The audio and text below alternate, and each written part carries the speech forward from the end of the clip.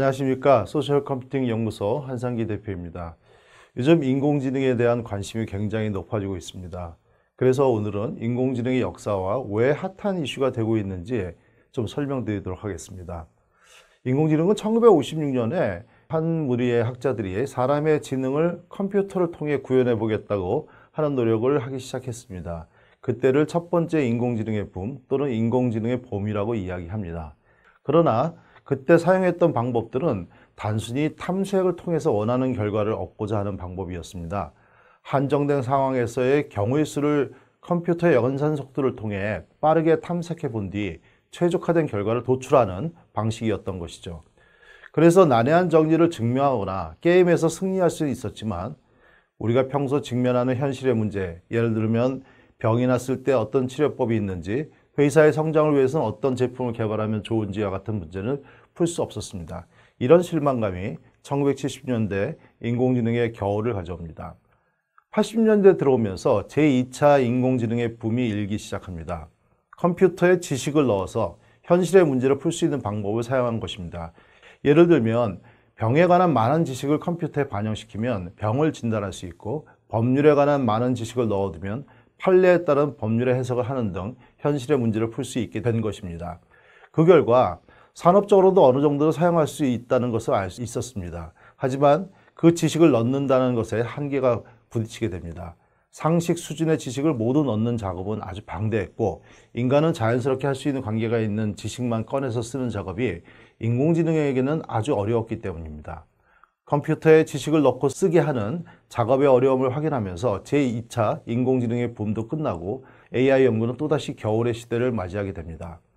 인공지능이 두 번의 부침을 겪었지만 90년대부터 새로운 방법이 등장합니다.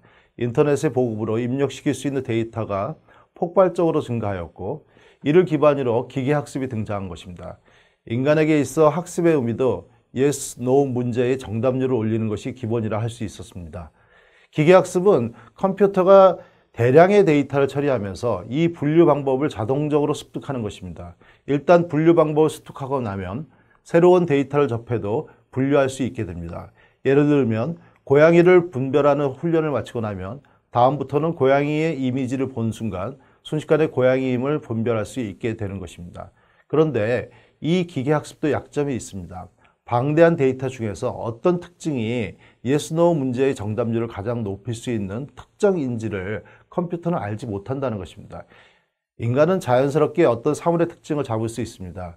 인간은 고양이와 얼룩말을 구별하기 위한 특징을 자연스럽게 찾아내지만 인공지능은 이 특징을 잡는 것을 어려워하고, 이는 학습을 잘할 수 없다는 말이 됩니다.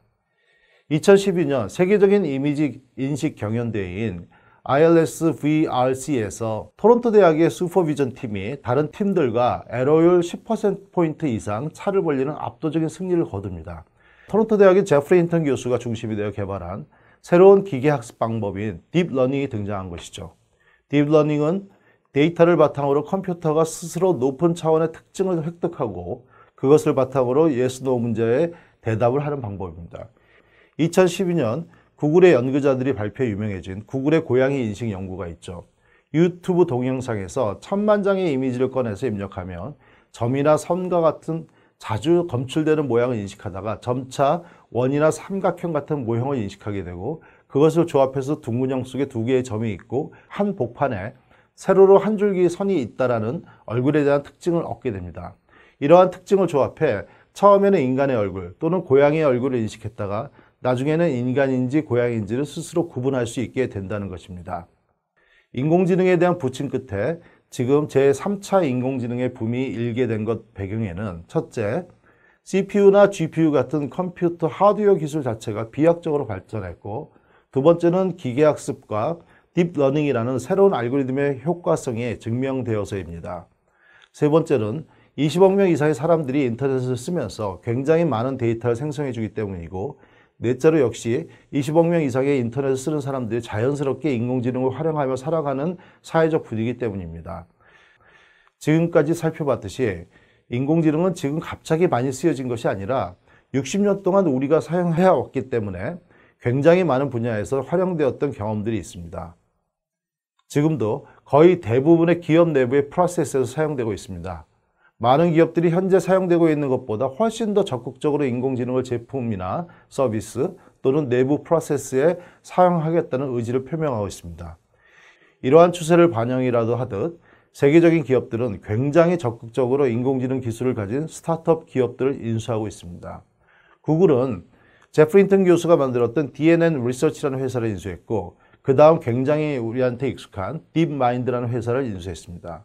그 외에도 페이스북이나 IBM, 마이크로소프트, 심지어 인텔이나 최근에는 포드 같은 자동차 회사도 인공지능 분야에 있어서 대표적인 회사들을 인수하고 있습니다.